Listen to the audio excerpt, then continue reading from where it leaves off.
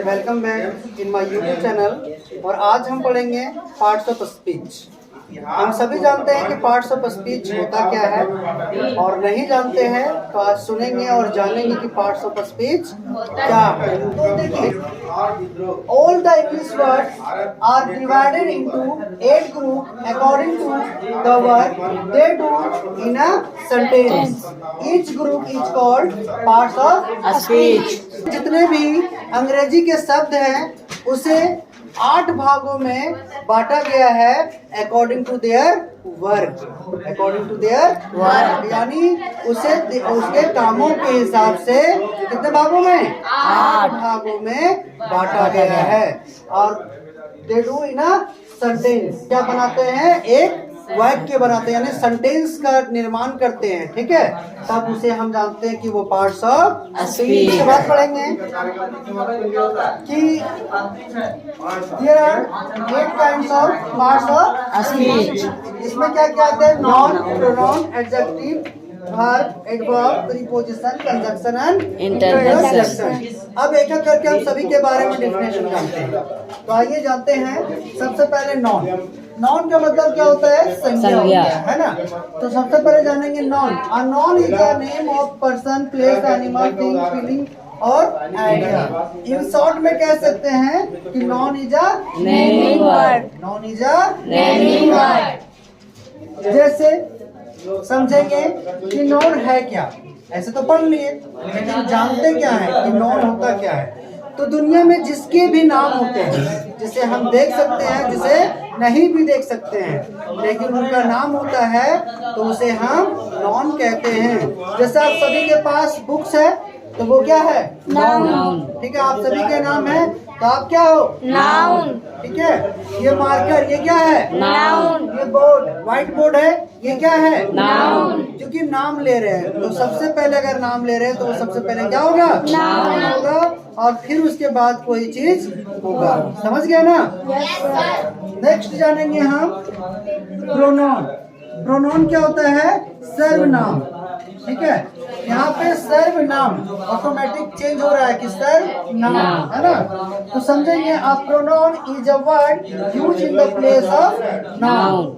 कहने का मतलब क्या है कि जो संज्ञा के जगह पे जिसे यूज करते हैं वो हमेशा क्या कहलाता है? प्रोनाउन कहलाता है। ठीक है, तो कैसे यूज होता है संज्ञा के जगह पे? तो आप देखेंगे थोड़ा सा, अगर नाम रहे राम, तो एक नेमिंग वर्ड है, यानी नाउन है। ये क्या है? नाउन।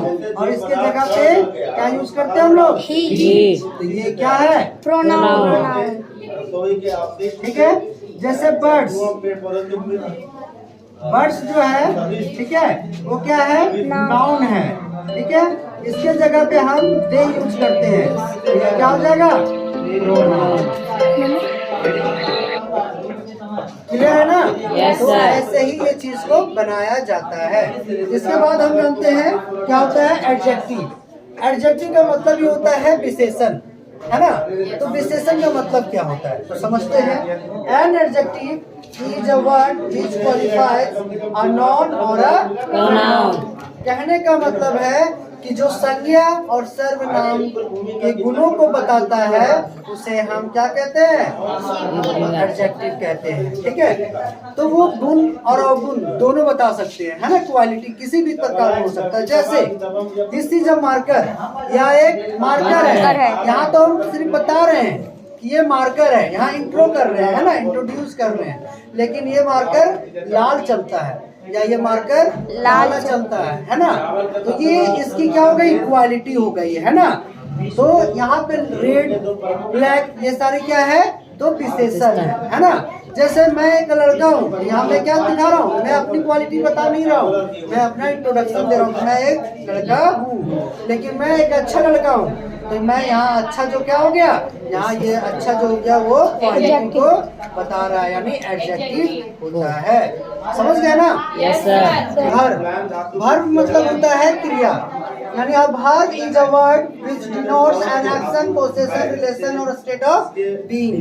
कहने का मतलब है कि verb is an action word, यानी जितने भी क्रिया होते हैं, ठीक है, वो कोई ना कोई हरकत करते हैं, ठीक है।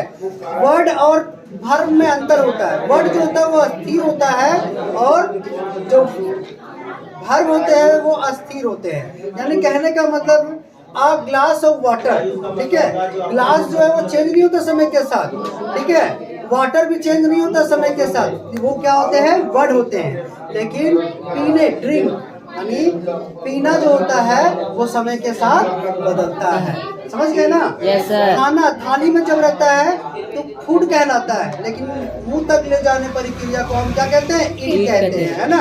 यानी क्रिया के यानी कह सकते हैं कि जिस शब्द के अंत में ना हो उसे हम वर्ब के रूप में भी जानते हैं, जैसे हंसना, गाना, रोना, पीना, है ना, एक्सेट्रा। फिर जानेंगे हम लोग adverb. An adverb qualify a verb, an adjective और another adverb, यानी क्रिया विशेषण। क्रिया विशेषण हम उसे कहते हैं जो एडजेक्टिव, एडवर्ब और वर्ब की विशेषताओं को बताता है। जैसे आई राइट स्लोली, मैं लिख तो रहा हूँ, आई राइट मैं लिखता हूँ, है ना। इन आई राइट स्लोली, मैं धीरे धीरे लिखता हूँ। तो धीरे धीरे जो गति बताता है वो किस में आ जाता है, एडवर्ब में आ जाता है, ठीक है। नेक्स्ट है आपका प्रीपोजिशन।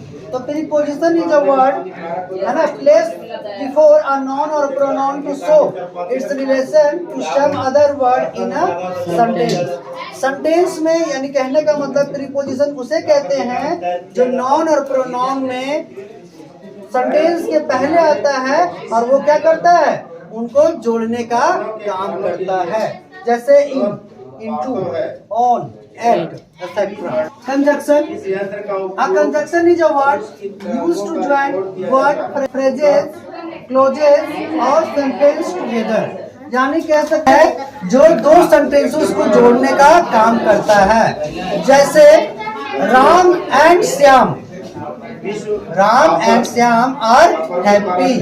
तो दो वर्ड को यहाँ जोड़ रहा है, तो सेंटेंस को कैसे जोड़ेगा, I am happy but you are not happy.